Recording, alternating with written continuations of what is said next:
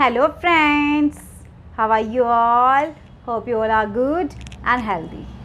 तो आज हम हमारा नेक्स्ट चैप्टर स्टार्ट करते हैं जिसका नाम है रिलेशन एंड फंक्शन। तो रिलेशन एंड फंक्शन स्टार्ट करने से पहले जो रिलेशन के अंदर यूज़ होती हैं हमारी कुछ बेसिक डेफिनेशंस, कुछ बेसिक कंसेप्ट्स, वो हम एक बार क्लियर कर लेते हैं, क्योंकि अगर हमने बेसिक कंसेप्ट अगर क्लियर नहीं किए तो हम रिलेशन नहीं समझ पाएंगे कि रिलेशन हमारा क्या होता है या फंक्शन हमारा क्या होता है। चलिए लेट्स स्टार्ट। ऑर्डर पेयर, सबसे पहले बात आती है कि ऑर्डर्ड पेयर क्या होता है। ऑर्डर्ड पेयर, ऑर्डर्ड पेयर क्या होता है? Is a pair of objects. ये क्या है? जैसे कि पेयर, नाम से ही क्लियर हो रहा है, नाम से ही क्लियर पेयर होता है। तो ये क्या है? Ordered pair is a pair of objects, is a pair of objects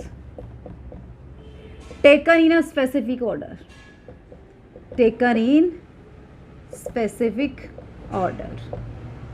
देखिए क्या क्या बोला इसने, is a pair of objects taken in a specific order. Ordered pair, कोई भी ऑब्जेक्ट हैं आपके पास दो, उनका एक स्पेसिफिक ऑर्डर में पेयर है कि किस ऑर्डर में आपने एलिमेंट को रखा है। जैसे कि मेरे पास कोई एलिमेंट पड़े हैं 1 2 3 4 5, आपने इसका ऑर्डर पेयर बनाना है। तो आपने एक तो बनाया 1 2, एक बनाया 2 1। ऑर्डर पेयर यही होता है फ्रेंड, जब आप किन्हीं भी पेयर को, पेयर मीन्स जोड़ा, पेयर्स में मीन्स दो एलिमेंट आते हैं हमारे पास, जब आप उसको स्पेसिफिक ऑर्डर में लिखते हैं, ऑर्डर मीन्स 1 के बाद 2 या 2 के बाद 1, इसका ऑर्डर अलग है फ्रेंड, इसका ऑर्डर अलग है, दोनों का ऑर्डर अलग अलग है। ऑर्डर्ड पेयर में ऑर्डर मैटर करता है कि आप एलिमेंट को किस ऑर्डर में लिख रहे हैं। तो ordered pair is a pair of objects taken in a specific order. तो कोई भी दो ऑर्डर्ड पेयर है, मान लीजिए आपके पास एक ऑर्डर्ड पेयर ए बी है, ऐसे लिखते हैं ऑर्डर पेयर को, ओपन ब्रैकेट के अंदर दो एलिमेंट लिखिए सेपरेटेड बाय कॉमा। अब आपने एक लिया एलिमेंट, एक ऑर्डर पेयर लिया आपने ए बी, दूसरा ऑर्डर पेयर लिया आपने बी ए। तो ए बी ए मत समझ लेना बी ए के इक्वल है, ए बी ए के इक्वल नहीं है। ए बी आपका अलग चीज़ है और बी ए आपका अलग चीज़ है। मतलब ए बी में पहले ए आ रहा है फिर बी आ रहा है, बी ए में पहले बी आ रहा है ए आ रहा है, ये दोनों ऑर्डर्ड पेयर इक्वल नहीं हैं आपके। कब इक्वल होंगे ये ऑर्डर्ड पेयर? जब आपका ए इज़ इक्वल टू क्या हो जाएगा फ्रेंड? बी हो जाएगा। When A is equal to B हो जाएगा तो यहाँ भी क्या हो जाएगा? ए, और यहाँ भी क्या हो जाएगा फिर? ए। या फिर अगर बी की फॉर्म में लिखे तो यहाँ भी क्या हो जाएगा? बी, और यहाँ भी क्या हो जाएगा? बी। तो यहाँ से हमारा क्या हो जाएगा? ऑर्डर्ड पेयर इक्वल हो जाएगा। तो ये हमारी होती है कि किसी भी पेयर, किसी भी एलिमेंट्स के पेयर को आप किस स्पेसिफिक ऑर्डर में लिखते हैं वो हमारा क्या होता है फ्रेंड? ऑर्डर्ड पेयर होता है, ऑर्डर्ड पेयर होता है। अब कोई भी दो ऑर्डर्ड पेयर है आपके पास, कोई भी दो ऑर्डर्ड पेयर है आपके पास, एक है आपका ए बी और एक है आपका सी डी। तो ये दोनों इक्वल कब होंगे? ये दोनों इक्वल कब होंगे? जिनके कॉरेस्पॉन्डिंग एलिमेंट इक्वल होंगे। Means A is equal to C and B is equal to D. If and only if की कंडीशन है ये, कि अगर ए सी के इक्वल है, बी डी के इक्वल है, तो ऑर्डर्ड पेयर ए बी किसके इक्वल हो जाएगा? ऑर्डर्ड पेयर ए सी के इक्वल हो जाएगा। अगर ordered pair A B C D के इक्वल है तो वहाँ से क्या हो जाएगा? A is equal to C हो जाएगा, बी इज इक्वल टू हमारा क्या हो जाएगा फ्रेंड? डी हो जाएगा। बी इज इक्वल टू हमारा क्या हो जाएगा फ्रेंड? डी हो जाएगा। ठीक है। अब वही चीज़ कि ऑर्डर्ड पेयर के दो कंपोनेंट इक्वल हो भी सकते हैं और नहीं भी हो सकते हैं, है ना। Two component of ordered pair में बी इक्वल और नॉट। जैसे ऑर्डर्ड पेयर के ये कंपोनेंट हम डिनोट करते हैं ना, ये बी, ये फर्स्ट कंपोनेंट, ये सेकंड कंपोनेंट, ये कंपोनेंट इक्वल भी हो सकते हैं, नहीं भी, क्योंकि ऑर्डर्ड पेयर के अंदर ऐसे भी एलिमेंट आ सकते हैं। 1 1 आपने लिख दिया, 2 2 लिख दिया, 1 2 लिख दिया, 2 1। अब इनमें तो दोनों में ऑर्डर्ड पेयर में कंपोनेंट क्या है? इक्वल हैं। एलिमेंट या कंपोनेंट जिसको हम बोलते हैं क्या है? इक्वल है। लेकिन यहाँ पे तो इक्वल नहीं है। तो ऑर्डर्ड पेयर के अंदर एलिमेंट इक्वल हो सकते हैं और नहीं भी हो सकते हैं। ठीक है फ्रेंड। चलिए नेक्स्ट करते हैं हम अपना कि कार्टेशियन प्रोडक्ट क्या होती है। Cartesian product of two sets क्या होती है। अब आपने ऑर्डर्ड पेयर पढ़ लिया कि ऑर्डर्ड पेयर में हम क्या लिखते हैं? एलिमेंट्स को, कोई भी दो एलिमेंट हैं या फिर पेयर्स को हम एक स्पेसिफिक ऑर्डर में लिखते हैं। ऑर्डर्ड पेयर एक पेयर है, एक पेयर है, एलिमेंट का एक पेयर है, एक जोड़ा है जिसको हम स्पेसिफिक ऑर्डर में लिखते हैं कि आप किस ऑर्डर में लिख रहे हैं, आप पहले 1 को लिख रहे हैं, 2 को लिख रहे हैं, पहले 2 को लिख रहे हैं फिर 1 को लिख रहे हैं, ठीक है। अब करते हैं Cartesian product of two sets. Cartesian product of two sets.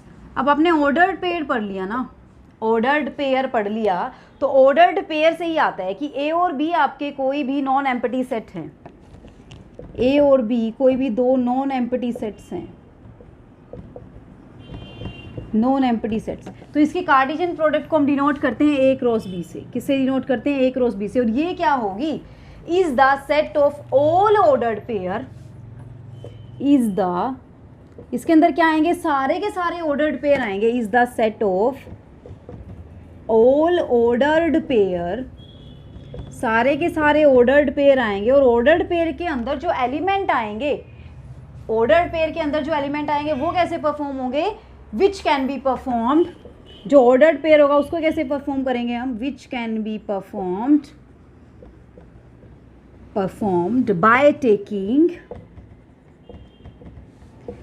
by taking first element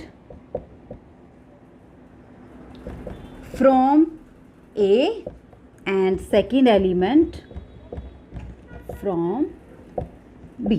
देखिए क्या कहा इसने कि A क्रॉस B या Cartesian product of A B क्या होगा हमारा? उन सारे ऑर्डर्ड पेयर का सेट, सारे के सारे ऑर्डर्ड पेयर आएंगे। और ऑर्डर्ड पेयर को हम कैसे डिफाइन करेंगे? उसके ऊपर हम क्या रूल लगाएंगे कि ऑर्डर्ड पेयर में जो फर्स्ट एलिमेंट आएगा वो तो जो कंपोनेंट जिसको हम बोलते हैं फर्स्ट एलिमेंट या फर्स्ट कंपोनेंट या फर्स्ट एलिमेंट कहाँ से आएगा? इस ए से आएगा। और सेकेंड एलिमेंट कहाँ से आएगा हमारा? बी से आएगा। जैसे हमने ये लिखा था ना ए बी हमने कोई एक पर्टिकुलर ऑर्डर पे लिया था, है ना। तो यहाँ पे जो फर्स्ट एलिमेंट ए है वो कहाँ से आएगा? ए से आएगा। और बी कहाँ से आएगा? बी से आएगा। तो इसको लिखने की नोटेशन क्या है फ्रेंड कि Cartesian product of A and B is set of all ordered pair. ये किसको डिफाइन करता है? हर एक नंबर के लिए होता है ना ये।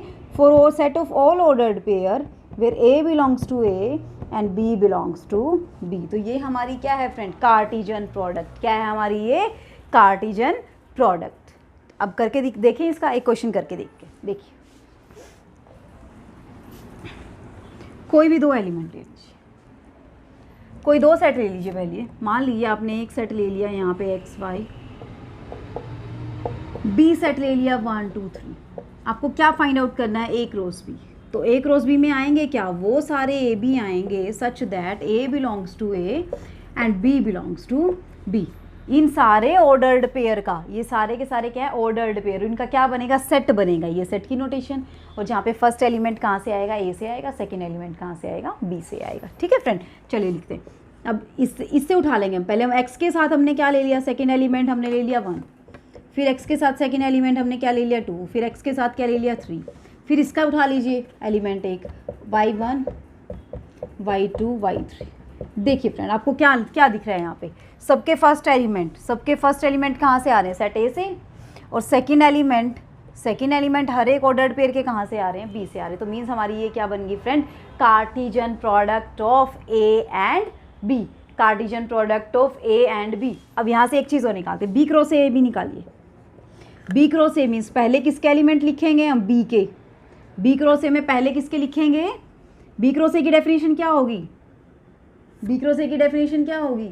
अगर हम लिखें b a where b belongs to B and a belongs to A, कि पहला एलिमेंट जो पहले लिखेंगे उसमें से पहला एलिमेंट, जो बाद में लिखेंगे उसमें से दूसरा एलिमेंट।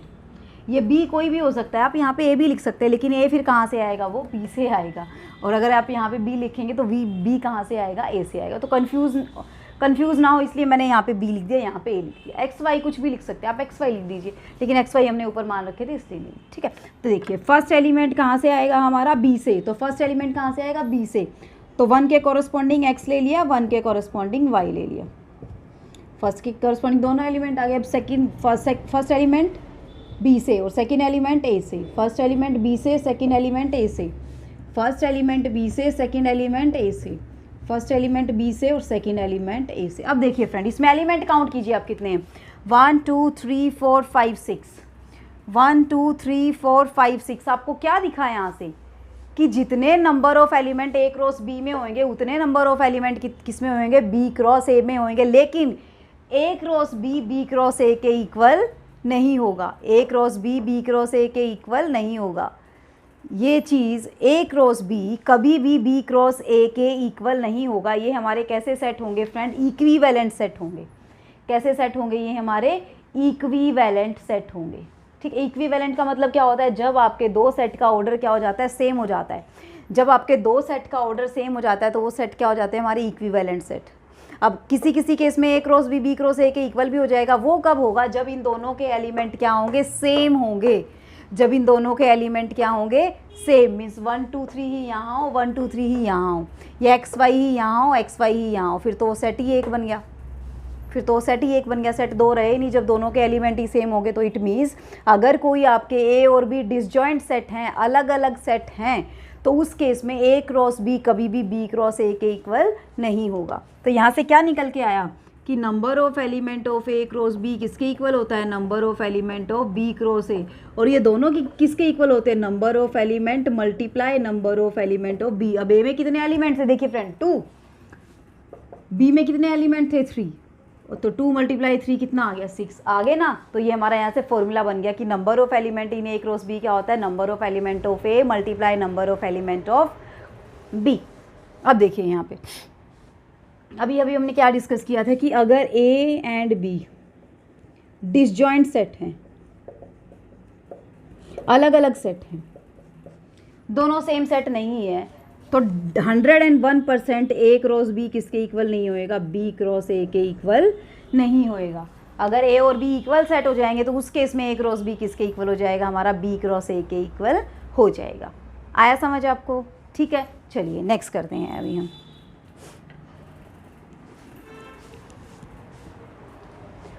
अब नेक्स्ट एग्जांपल देखिए क्या है।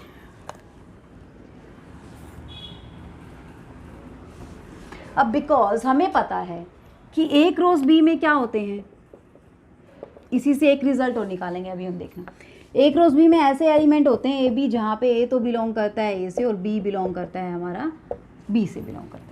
अगर इन दोनों सेट में से कोई भी अगर एक एम्प्टी सेट है, अगर इन दोनों सेट में से कोई भी एम्प्टी है, मान लीजिए सेट ए क्या है, एम्प्टी है। अगर एक सेट भी अगर इन दोनों में से एम्प्टी है तो ए क्रॉस बी भी क्या होगा, आपका एम्प्टी होगा फ्रेंड। क्या होगा आपका एम्प्टी। क्यों होगा एम्प्टी, क्योंकि आप ये थोड़ा ना बना सकते हो एम्प्टी इंटू बी, ये थोड़ा ना ऑर्डर्ड पेयर बना आपका। ऑर्डर्ड पेयर में तो एलिमेंट होना चाहिए, कोई ना कोई एलिमेंट होना चाहिए। 5 थोड़ी ना कोई एलिमेंट है, 5 तो खाली है, 5 में तो कुछ है ही नहीं।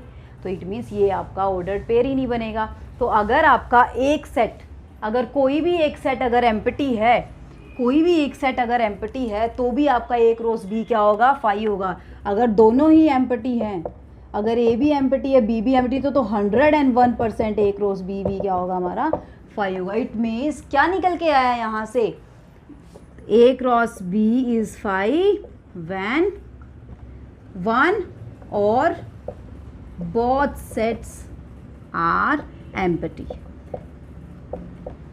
अगर एक सेट भी एम्प्टी है तो भी ए क्रॉस बी 5 होगा। अगर दोनों ही एम्प्टी हैं तो ए क्रॉस बी 5 होगा ही होगा, क्योंकि दोनों ही में कुछ नहीं है तो उनके ऑर्डर्ड पेयर में क्या जाएगा, कुछ भी नहीं जाएगा। ठीक है फ्रेंड, चलिए अब हम करते हैं नेक्स्ट।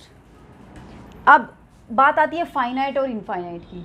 अगर ए और बी में से कोई भी एक, अगर ए इनफाइनाइट है, मान लीजिए ए इनफाइनाइट है और बी में फाइनाइट एलिमेंट है, बी में फाइनाइट है, ए में इनफाइनाइट एलिमेंट, तो अगर ए में फाइनाइट भी है, ए में इनफाइनाइट है, तो ए 1 के साथ मान लीजिए उसमें दो एलिमेंट है, 1 एक्स और वाई बी में, तो 1 के साथ क्या जाएगा एक्स, 2 के साथ एक्स, 3 के साथ एक्स, 4 के साथ एक्स। ये 1 2 3 4 तो इनफाइनाइट है, तो चलते ही जा रहे हैं, चलते ही जा रहे हैं। तो ए क्रॉस बी में कितने आएंगे एलिमेंट, इनफाइनाइट एलिमेंट आएंगे। कितने आएंगे, इनफाइनाइट। इसका मतलब क्या हुआ, वही सेम चीज़, ए क्रॉस बी हमारा क्या होगा फ्रेंड, इनफाइनाइट होगा। क्या होगा, इनफाइनाइट इफ 1 और both are infinite.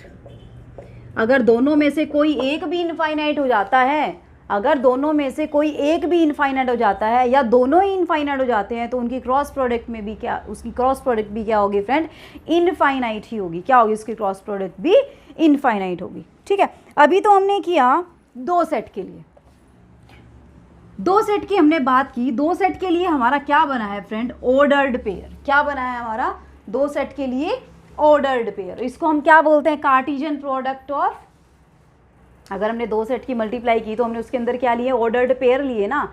Set of all ordered pair किसके under, under which first element is taking from the A and second element is taking from the set B.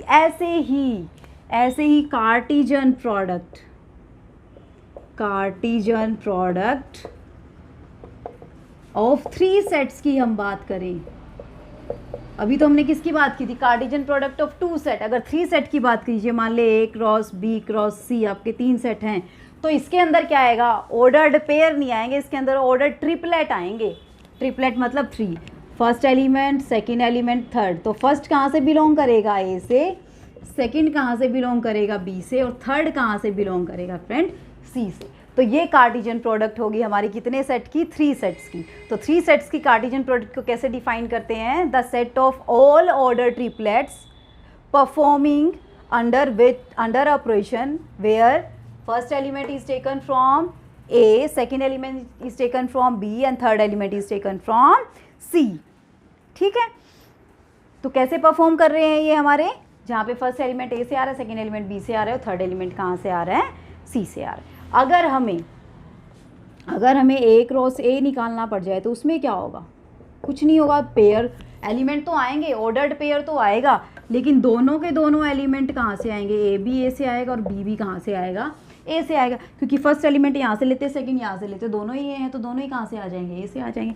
ऐसे ही अगर हम बात करें कार्टेशियन प्रोडक्ट ऑफ 3 सेट की, तीनों ही अगर equal है तो उस केस में भी क्या हो जाएगा, ए बी सी, जहाँ पे ए कहाँ से बिलोंग कर रहा है, ए से, बी कहाँ से बिलोंग कर रहा है, ए से, और सी भी कहाँ से बिलोंग कर रहा है फ्रेंड, ए से बिलोंग कर रहा है। तो ये हमारी थी Cartesian product of 2 sets and Cartesian product of 3 sets. ये हम क्यों करवा रहे हैं, क्योंकि रिलेशन की डेफिनेशन इन्हीं पे डिपेंड करती है। अगर आप रिलेशन करेंगे तो उसके अंदर ये बहुत यूज़ होने वाली है। अगर ये कंसेप्ट क्लियर नहीं होंगे तो रिलेशन आपको कभी भी समझ नहीं आएगा। ठीक है, चलिए नेक्स्ट करते हैं। अभी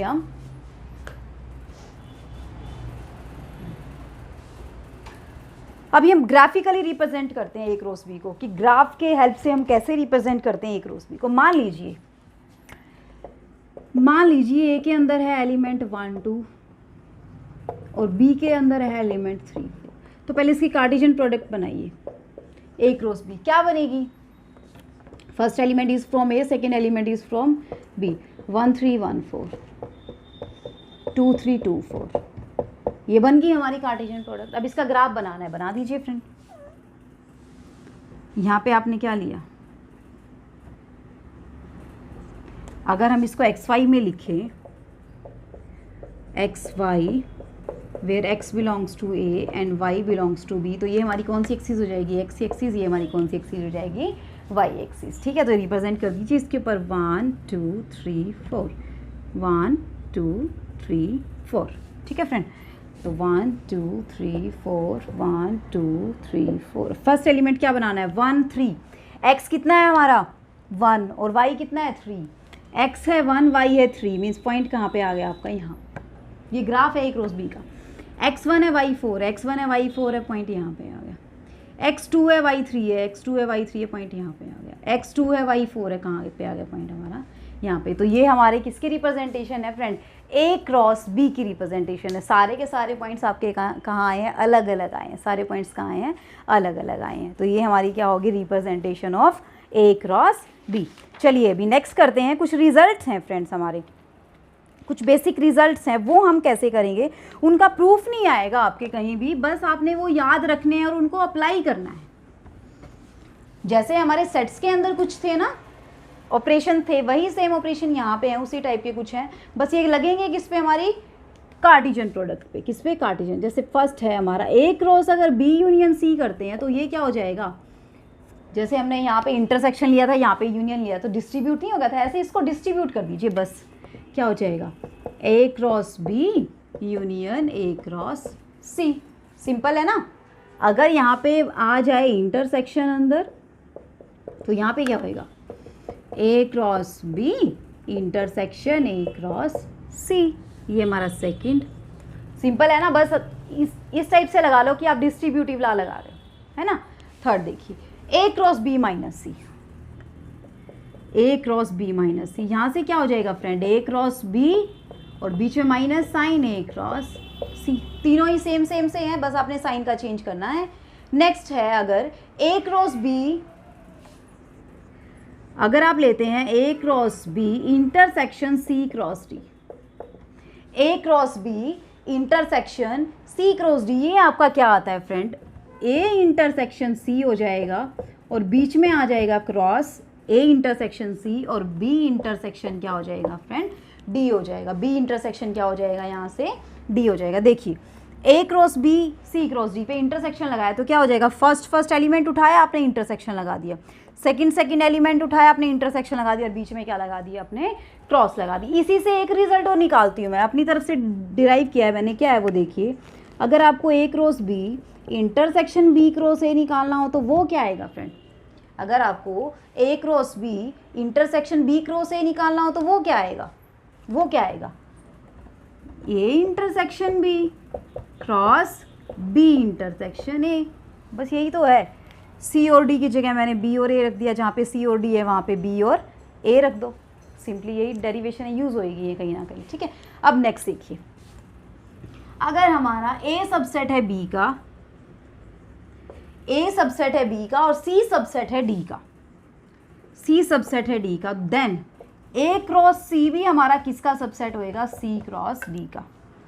मीन्स अगर कोई भी सेट है, अगर कोई भी 4 सेट है जिसके अंदर ए सेट तो बी का सबसेट है, सी सेट डी का सबसेट है, तो जो सबसेट है उन दोनों की क्रॉस प्रोडक्ट, जो सबसेट है पहले उन दोनों की अगर आप क्रॉस प्रोडक्ट करें, या फिर हम इसको क्या बोलते हैं, कार्टिजन प्रोडक्ट करें, कार्टिजन प्रोडक्ट करें, तो कार्टिजन प्रोडक्ट भी क्या होगी, सबसेट होगी जो ऑलरेडी बड़ा सेट है उनकी कार्टिजन प्रोडक्ट की।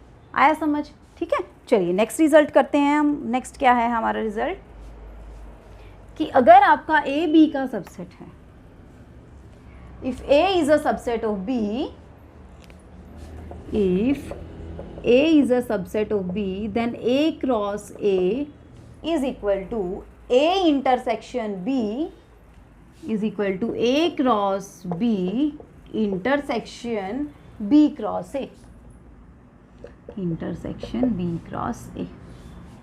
ये क्या कह रहा है फ्रेंड, अगर ए बी का सबसेट है, ए बी का सबसेट है तो ए क्रॉस ए हमारा क्या होगा, A cross B intersection B cross A. Simply देखिए, अगर ए बी का सबसेट है, जो ए के एलिमेंट होंगे वो कहाँ भी जाएंगे, बी में जाएंगे, तो ए क्रॉस ए किसका सबसेट हो जाएगा, हमारा ए क्रॉस बी का हो जाएगा ना। ऐसे ही ए क्रॉस ए बी में जाएंगे एलिमेंट, तो बी क्रॉस ए का सबसेट हो गया। अब बिकॉज ये तो हमारा ए क्रॉस ए है तो वहाँ पे ए इज इक्वल टू क्या हो गया, बी हो गया, तो दोनों ही आपस में क्या हो गए, यहाँ से इक्वल हो गए, ठीक है। अगर प्रूफ नहीं आएगा, बस आपने ध्यान रखना है कि अगर ए बी का सबसेट है तो उस केस में ए क्रॉस ए किसके इक्वल लिख सकते हैं हम, A cross B intersection B cross A के अंडर राइट कर सकते हैं, ठीक है। अब चलिए क्वेश्चन करते हैं हम, इससे रिलेटेड क्या है। इफ एक्स एंड वाई, आपके पास क्या दिया हुआ है, 2 ऑर्डर्ड पेयर दिए हुए हैं और दोनों इक्वल दिए हुए हैं। आपको यहाँ से एक्स और वाई की वैल्यू फाइंड आउट करनी है। तो क्या बताया था हमने, जब 2 ऑर्डर्ड पेयर इक्वल कब होते हैं, जब उनके कॉरेस्पॉन्डिंग एलिमेंट क्या होते हैं, इक्वल होते हैं।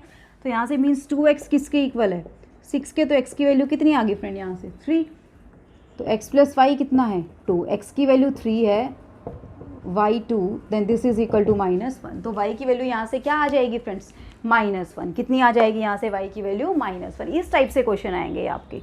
अब कुछ रिजल्ट पूछ लेगा वो, कि कोई एग्जांपल दे देगा, वो बोलेगा कि ये चीज़ प्रूफ करके दिखाइए। देखिए कर लेते हैं।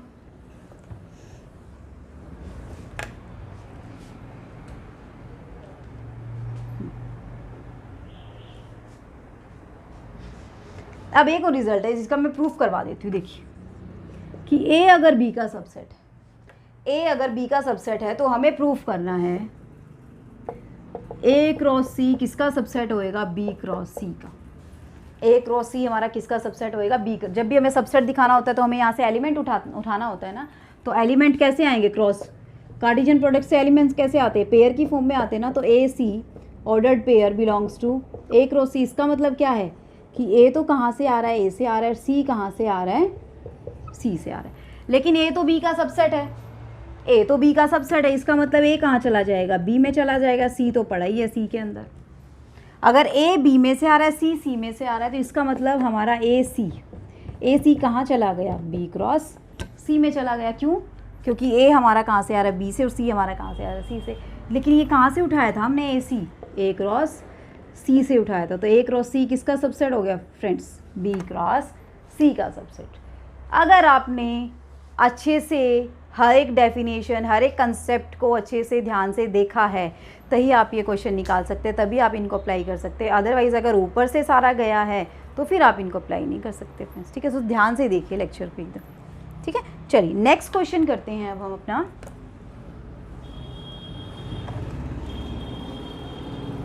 आपको दिया हुआ ए सेट दिया हुआ है जिसके अंदर है एलिमेंट 1 2, और बी सेट दिया हुआ है जिसके अंदर है एलिमेंट 3 4। आपको प्रूफ करना है A cross B intersection 5 is 5। अब देखिए फ्रेंड्स, सबसे पहले हम इंटरसेक्शन करेंगे। सबसे पहले तो ब्रैकेट को सॉल्व करते हैं ना। अब बी इंटरसेक्शन 5 क्या आएगा, बी इंटरसेक्शन 5 क्या होता है, किसी का 5 के साथ इंटरसेक्शन क्या आता है, हमेशा क्या आता है, 5 ही आता है, कुछ भी नहीं आएगा। तो इसका मतलब यहाँ ये तो क्या आ गया हमारा 5। और अभी अभी हमने स्टार्टिंग में डिस्कस किया था कि 5 की आप किसी के साथ भी क्रॉस प्रोडक्ट कर दीजिए, आपका क्रॉस प्रोडक्ट में क्या आएगा, या कार्टेशियन प्रोडक्ट में क्या आएगा, आपका 5 ही आएगा। यही था ना कि ए क्रॉस बी आपका 5 कब होगा, जब या तो 1 0 या तो 1 5 हो।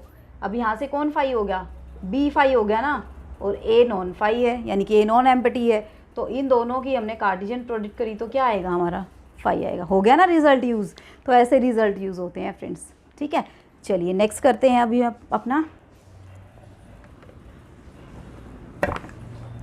Next question. देखिए क्या है, let A and B are the 2 sets, number of element in A is 3, number of element in B is 2। दो सेट है जिसके अंदर ए के अंदर 3 एलिमेंट है, बी के अंदर 2 एलिमेंट है, और ए क्रॉस बी के अंदर if x1 y2 and z1, ये किसके अंदर है, are in A cross B.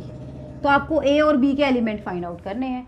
तो देखिए first element A cross B का मतलब ही क्या होता है कि वो सारे ए बी, जहाँ पे ए तो कहाँ से बिलोंग कर रहा है, ए से, और बी कहाँ से बिलोंग कर रहा है, बी से। यही मतलब होता है ना। तो अब यहाँ से देखिए फर्स्ट एलिमेंट ए से, तो यानी कि हमारा ए सेट बन जाएगा। तो फर्स्ट एलिमेंट क्या क्या है, एक्स वाई और जेड, ये क्या बन गया हमारा सेट ए। और सेकंड एलिमेंट बी से, तो 1 और 2। तो बी सेट में क्या एलिमेंट आ गए हमारे पास, 1 और 2। ऐसे अगर आपको ए क्रॉस बी दे रखा हो और आपको पता करना हो कि ए सेट में और बी सेट में किस टाइप के एलिमेंट है, तो आप ऐसे कार्टेशियन प्रोडक्ट से उठा सकते हैं। ठीक है फ्रेंड्स, समझ आ रहा है, अच्छे से इन्जॉय कर रहे हैं लेक्चर को। अगर समझ आ रहा है, अच्छे से इन्जॉय कर रहे हैं, तो जल्दी से चैनल को लाइक एंड सब्सक्राइब कर दीजिए इसी बात पे, ठीक है ना। अगर लाइक एंड सब्सक्राइब करेंगे तो हमें भी मोटिवेशन मिलेगी कि हाँ भाई समझ आ रहा है, बच्चों को कर रहे हैं कुछ ना कुछ, है ना। चलिए नेक्स्ट करते हैं। How many elements are in A cross B and B cross A are common. आपको बताना है कि how many elements are in A cross B and B cross A common. आपको बताना है कि ए क्रॉस बी और बी क्रॉस ए में कितने एलिमेंट कॉमन है। If n elements are common in A and B. अब देखिए ये बोल रहा है ए और बी में दोनों ही सेट में कितने एलिमेंट कॉमन है, एन एलिमेंट कॉमन है। ऐसे एन एलिमेंट इसके अंदर, ऐसे एन एलिमेंट है जो इसके अंदर भी है, इसके अंदर ऐसे एन एलिमेंट है जो इसके अंदर, यानी कि दोनों में एन एलिमेंट कॉमन है। तो आपको बताना है कि ए क्रॉस बी और बी क्रॉस ए में कितने एलिमेंट कॉमन होंगे। तो देखिए फ्रेंड, हमें पता है, हमें क्या पता है कि A cross B intersection B cross से, यही तो फाइंड आउट करना है हमें कि ए क्रॉस बी में और बी क्रॉस ए में दोनों में कॉमन एलिमेंट कितने, यही पता करना है ना। कॉमन इंटरसेक्शन का मतलब यही होता है दोनों में कितने एलिमेंट कॉमन है, यानी कि हमें इन दोनों की क्या निकालनी है, इंटरसेक्शन निकालनी है। अभी मैंने थोड़ी देर पहले एक रिजल्ट करवाया था कि A cross B intersection B cross A क्या होता है, A intersection B multiply across B intersection A. अब ए और बी में कितने एलिमेंट कॉमन हैं? N element. बी और ए में कितने एलिमेंट कॉमन हैं? एन। तो एन मल्टीप्लाई एन क्या आ गया फ्रेंड यहाँ से? N square. इट मीन्स अगर ए और बी में एन एलिमेंट कॉमन है तो ए क्रॉस बी और बी क्रॉस ए में कितने एलिमेंट कॉमन होंगे? एन स्केयर एलिमेंट कॉमन होंगे। कितने एलिमेंट कॉमन होंगे? एन स्केयर एलिमेंट कॉमन होंगे। ठीक है फ्रेंड्स, चलिए एक लास्ट क्वेश्चन और कर लेते हैं हम अपना।